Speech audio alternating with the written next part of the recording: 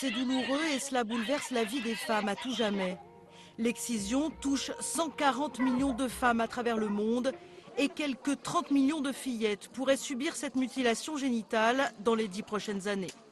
C'est ce que révèle une étude inédite de l'UNICEF.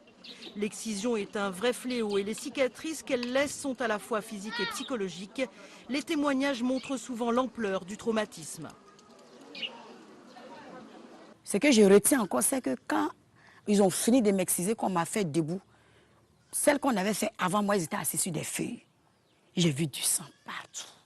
Donc vraiment, jusqu'à aujourd'hui, je garde encore dans la tête. Le rapport de l'UNICEF montre cependant que l'excision est en recul.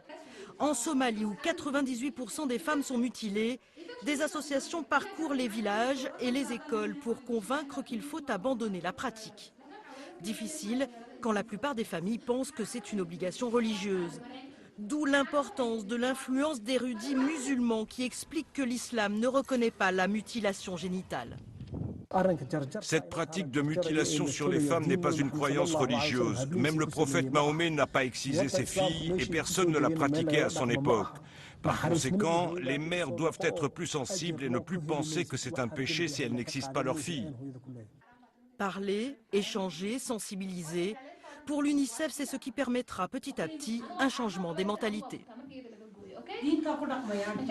On voit que dans certains pays, il n'y a pas autant de changements de la pratique, mais on voit quand même qu'il y a ce dialogue public qui est maintenant plus ouvert qu'il y a 5 ou il y a 10 ans, et que ça, c'est vraiment le premier pas avant de vraiment voir un plus de changements dans la pratique elle-même.